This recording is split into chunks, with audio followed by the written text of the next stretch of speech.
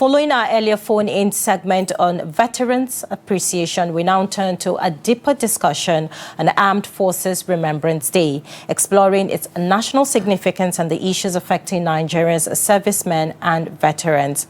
Now, observed annually on January 15, the day commemorates the end of the Nigerian Civil War in 1970 and honors the sacrifice of fallen heroes, serving personnel and veterans who have defended our nation in conflicts ranging from the world wars and peacekeeping missions to internal security operations. In 2026, the day has been officially renamed Armed Forces Celebration and Remembrance Day, reflecting a renewed focus on both our fallen heroes and those currently serving. Now, this year's theme, valor, sacrifice, and unity, honoring our heroes, highlights the professionalism, courage, and dedication of the Nigerian Armed Forces in preserving national unity and security amidst modern challenges. And joining us this morning to discuss the significance of the day, the challenges faced by our veterans, and what more can be done are two distinguished guests. Retired Lieutenant Colonel Susan Dibal, PhD, the first executive commissioned officer promoted to a lieutenant colonel and the first woman to command a battalion in the Nigerian Army, and retired Master Warrant Officer Musa Asuba Shabanda, Chief Clerk of the National Council of the Nigerian Legion. Thank you, both of you, for joining us this morning, and Happy New Year. I remember the last time you came here, we had a nice time discussing the topics surrounding armed forces. Thank you so much for joining us. Now, let's start off this morning. I'll start off with you because you have had, a long time in years in service. What does Armed Forces Remembrance Day truly mean? I mean, to those who wore the uniform beyond the parade and also the ceremonial tributes and everything that comes with the celebration when we talk about Armed Forces Remembrance Day. Thank you so much. It's a pleasure to have me here. And this year, since it has been added that we must celebrate the living, not just the Remembrance Day. The Remembrance Day is for us to remember our fallen heroes, those that gave their life for this nation, those that went outside their own comfort zone but never make it home. That 1970 is to celebrate those that died during the war. And it continued till these days, celebrating our fallen heroes. But this year, it's added that we must celebrate the living, because there are retired veterans that have served the army, fought the war, and they are still living. So the government then look at it that let us not just celebrate the fallen heroes, let's also celebrate the living, so that the living will have a say to say that, oh, I'm still remembered. It's a day that the widows, the orphans, understand that the army still know that their parent died in taking care of this, our country. Because every fallen hero must have closed his eyes to give peace to the nation. I'll leave the floor for my colleague to go. To you, Mr. Shabanda, at this point, has the Armed Forces Remembrance succeeded in uniting Nigerians across ethnic, religious, and political lines at this point in Nigeria? Having them understand that this is a united front, having them to understand that whatever that the service have been provided by the armed forces are for Nigeria and Nigerians as well. Thank you very much, and Happy New Year. Happy New Year. Of course, the Nigerian Armed Forces, I think, is the only, I stand to be corrected, unifying force in this country. If you look around, you discover that the only thing that keeps Nigeria together is the armed forces of Nigeria. Because this is an organization, an establishment that you have diversities of both religion, tribe, but we're still united. If you go to the barrack, you discover that the places of worship, what we call Protestant, Catholic, and the mosque, they are always built within the same environment. So the Nigerian Armed Forces has indeed been a very strong pillar in keeping Nigeria one. If the country we borrow a leaf from the organization of the Nigerian Armed Forces, I think Nigeria will be at peace. Nigeria will be better for it. And this day that we remember the fallen heroes and also celebrate those who are living. I was interviewed by, I think, NTA, and I told them that it is a great honor to serve as a military man in Nigeria. It is a great honor to give your life, because to serve in the armed forces is like giving your life so that the country will be at peace. It's not an easy task. But thank God for the wisdom of the President, Honorable Minister of Defense, who then, as the Chief of Defense Staff, advocated that the living also should be celebrated. All right, now I'd like to throw this to retired Lieutenant Colonel Susan Dibal. It's quite an honor to be speaking with you at this moment. Now, Nigeria's soldiers fight insurgency, banditry, and separatist violence. Now, does the nation adequately recognize the psychological and physical toll of these missions when it comes to our armed forces? That's a big question. You know, when you talk about the trauma these soldiers go through, it's a heavy burden. But the African that we are, which I respect always, the army that we are, which I honor always, do we really see these men having trauma? Do we really understand that they are passing through trauma? Because post-traumatic stress has become the heaviest backpack they carry. And if you don't understand what is in that backpack, you can't help the man who has emotional trauma, psychological trauma. And what I tell soldiers these days is not only this one, you must know your emotional intelligence to understand yourself. Because if you don't understand yourself to seek for help, so many of them are getting down. Thank God we are going to celebrate the living. So let us look into the emotional aspect of a soldier, the trauma this soldier sees every day. Because as a soldier, traumatic event happen anytime. Is it like this IED has come back, where explosive device just takes lives? Those are the traumas the military, the armed forces have to look into. Those are the areas that the armed forces have to get organized to see that there is a center that I can walk to without somebody judging me, that I can walk through and speak about my emotions, walk through and speak about my trauma, that no one judges me whether I am malingering. There is something in the army we call malingering. That is, you are trying to be lazy. Because this trauma is not written on the face. It is unseen wound, unseen scars that are in that man's body. Don't judge him. All right, Lieutenant Colonel Susan, I want to ask you this question because you rightly stated that this year's celebration of the Armed Forces Day, it's not all about, our veterans who have lost their lives while serving their country, but also to celebrate the living.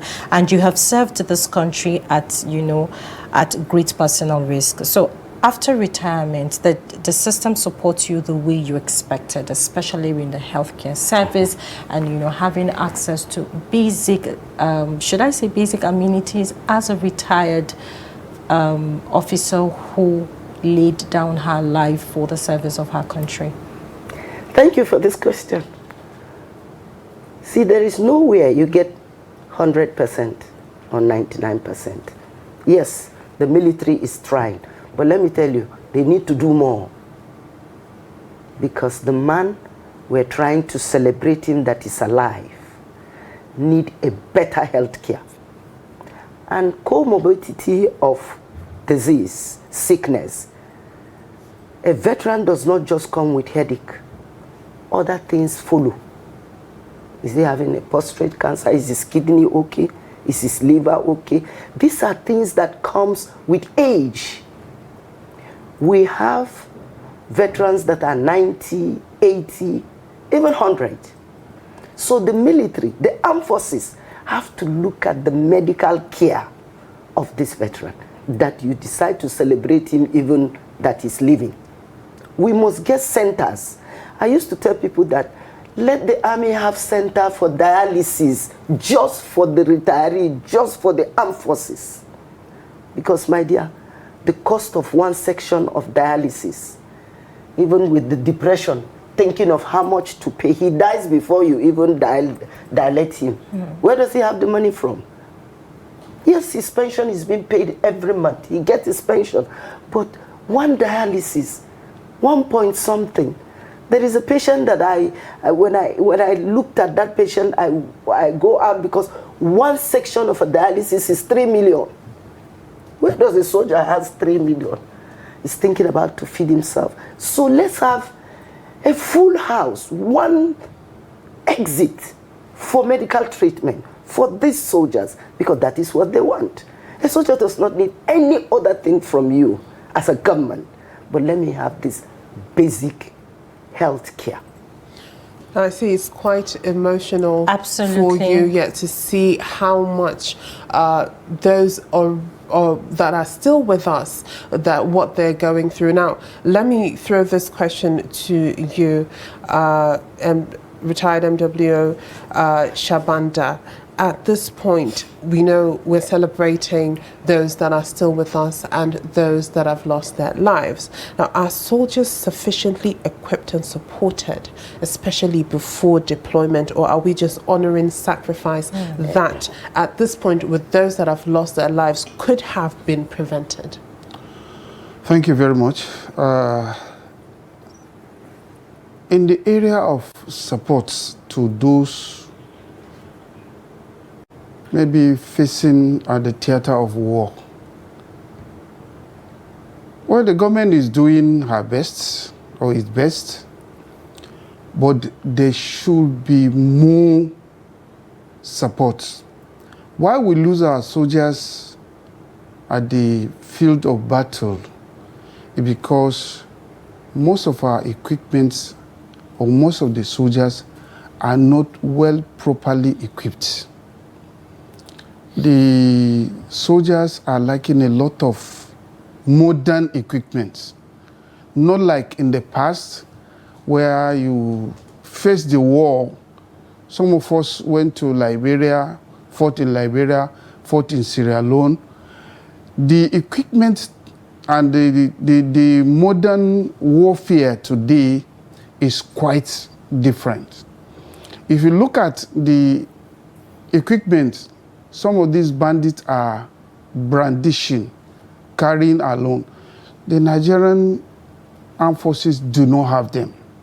So there is the need to equip the soldier more and change the tactics so that soldiers who are serving can be able to face this battle squarely without fear, without any being afraid of what is going to happen or what is happening. So truly the armed forces and the Nigerian government is trying, but there is need to do more. There is need to do more so that the soldiers can be equipped very, very properly. That is one. If that is done, lives will be saved. And the living will be proud to serve, to face the battle squarely without being afraid. You know, if you are facing a battle and you don't have the wherewithal to face it, you'll be afraid to face it. So. All right. While he was making his point, I saw you shaking your head. Now, as the first woman to command a battalion in the Nigerian army, you have first-hand experience of what goes on. Now, could you give us an insight of how it is and how important it is to have morale when it comes to our armed forces? Morale, very important. Thank you. Morale is something that is very, very important. And again, we need to make use of our women, because there is nowhere in this our society that a man is to check a woman. So let that era of my time come back, where women are deployed where the vulnerable is there. Do you know how vulnerable are women and children in this insurgency? Women are the one carrying the burden. So we need to go back to that candle. Yes, there are women in the system, but make use of them. Make use of them based on the vulnerable. These women are willing. The men are all out. Let the women take over the barrack activities. They will do better than even when the men are around. The morale of our men matters a lot. A morale does not mean that the soldier needs a bag of money, but tap me at the back and tell me well done. A soldier just wants you to recognize him that he has done something. Leadership matters a lot since we are going to celebrate the living. Let leadership understand that you alone cannot do it. All of us must come together to get it right. And the morale of men should be paramount. Today, so many retirees are facing lack of that morale they never got. They are suffering it now. Let a soldier be accommodated, and he knows that I left my family in a house. I left my family with other family colleagues. The morale of men is the most important and significant to anybody, because all he wants, yes, is in the front line, but how is my family being taken care of? Because these days, on the social media, you just see that the picture of your husband is gone. Nobody has come to tell you first, but you have seen it. That is the worst thing that can happen to a woman with children, seeing the death of her husband on a movie. Facebook. It's touching, it's killing. I have seen women who have not gone out of it up till today. So let the morale of men be paramount. Let's take it forward from where it is to another level. If we really want to celebrate the living must be celebrated based on the moral support he gets.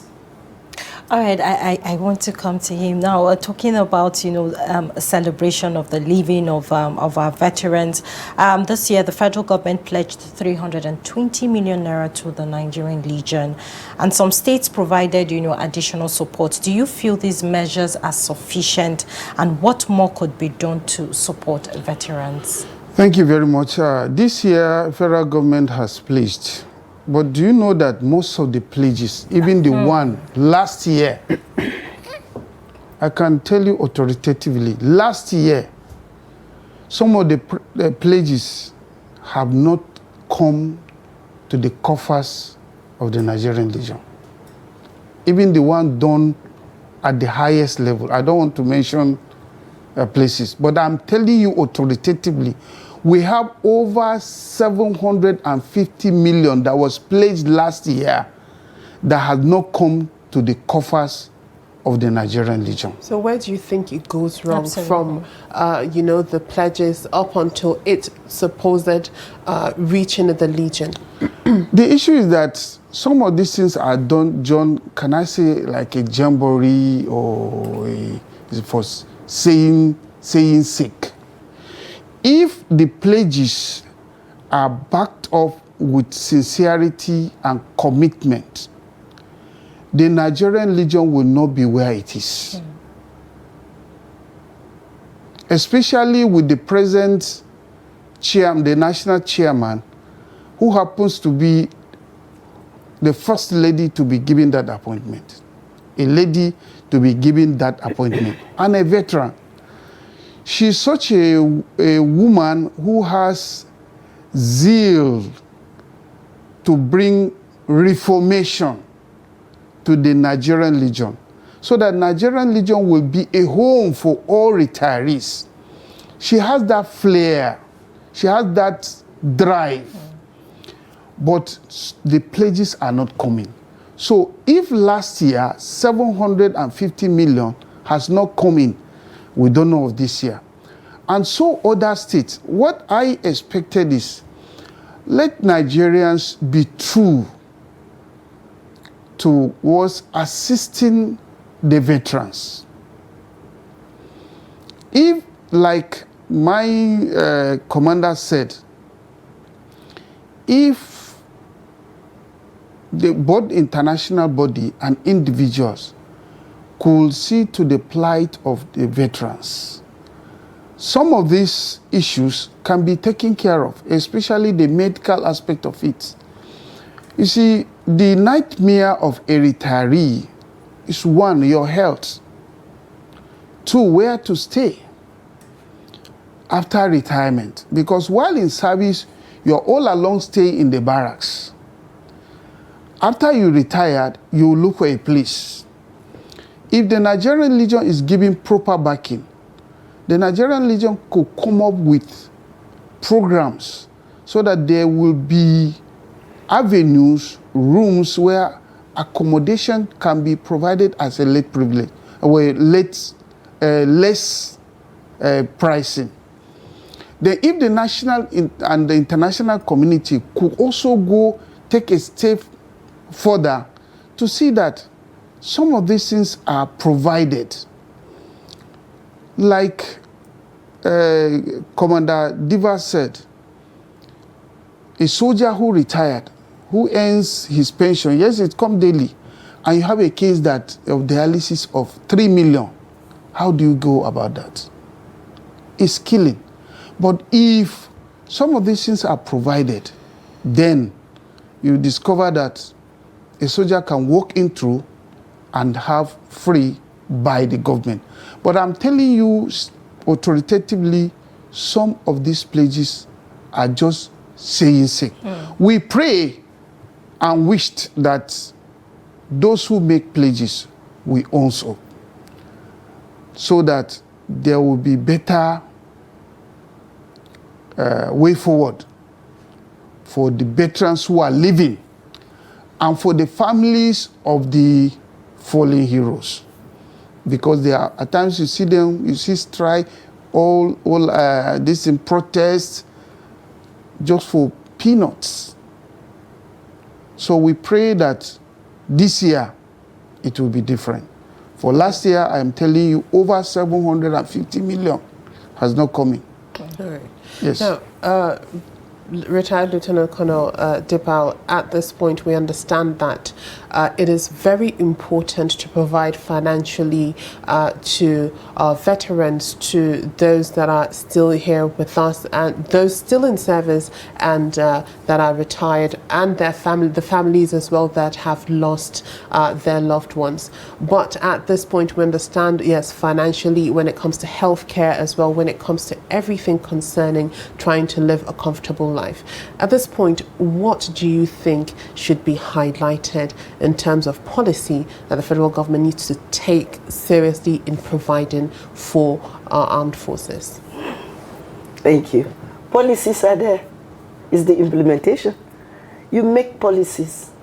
The armed forces, the federal government have policies for veterans, and now that we celebrate those living.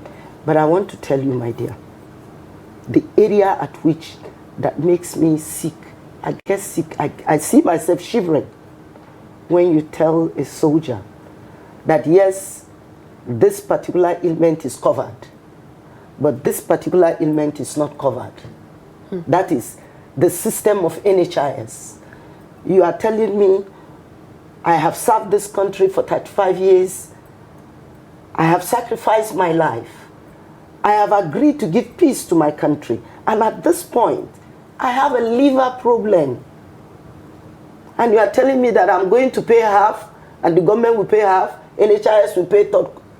There, full implementation of medical treatment is all a retiree needs. Let him walk into a hospital.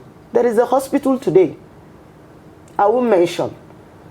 But anytime a retiree comes to register, he calls that name of the hospital. Then, I one day took my time, and I got there and I see them seated, waiting to be attended to. Then I asked, why are all of you here? There are other hospitals. They say, Madam, this is the only place that the mindset, my body, my soul tells me that I'll get the best even if I wait for 2-3 hours. We can create such hospitals, more than 3 in this Abuja, because most of our retirees that need this health care lives beyond Nyanya. If I have an issue by 2 a.m., I want to run from Nyanya to come to this hospital. Let us look at policies that are strata, that a hospital is meant for a retiree, not too far from where he lives. There are policies like that. Let us create a system where the NHIS is not telling me I'm paying half as a veteran, and he is paying half for me. You have just killed me, because the anxiety of where do I get the next money to add to what you are telling me you are paying for me is the anxiety that kills me. All right. Now, looking at, I would say, I would like to not bring other examples of other countries, but we would have to do that. In other countries, there are situations whereby veterans are taken care of.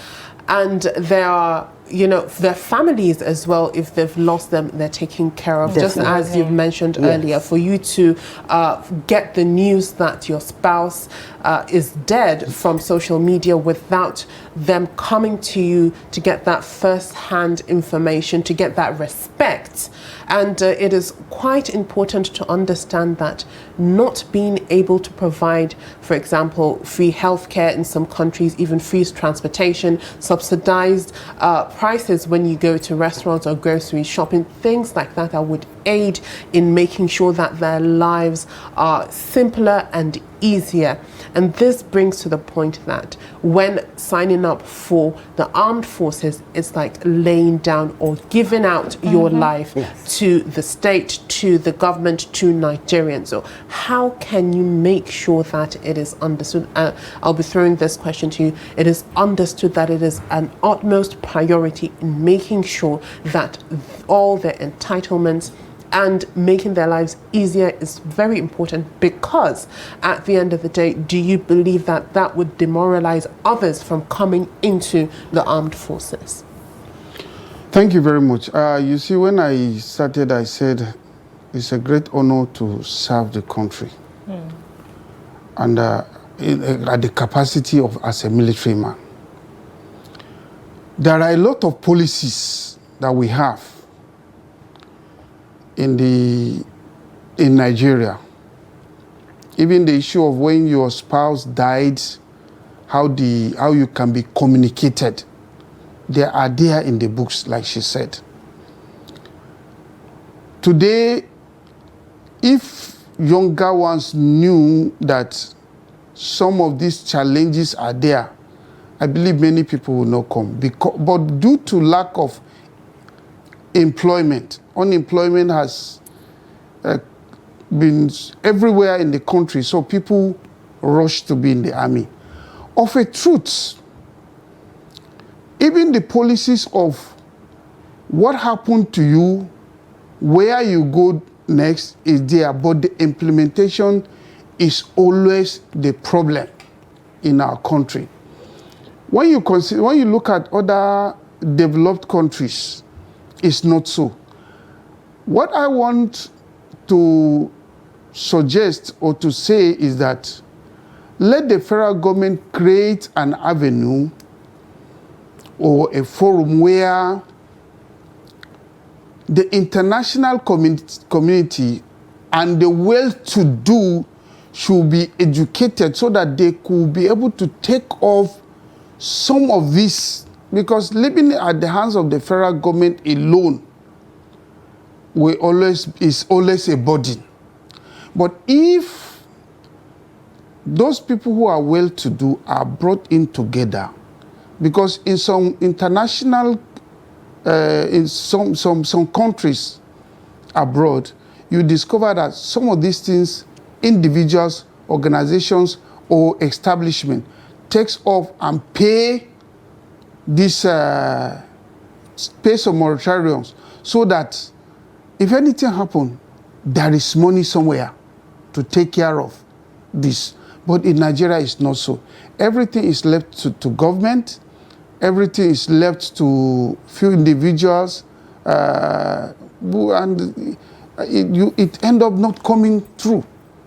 It end up people living their lives. So, like you said, we wished that there could be a new orientation so that government and those who are blessed, who are well-to-do, will be true to their word and look to the sacrifice.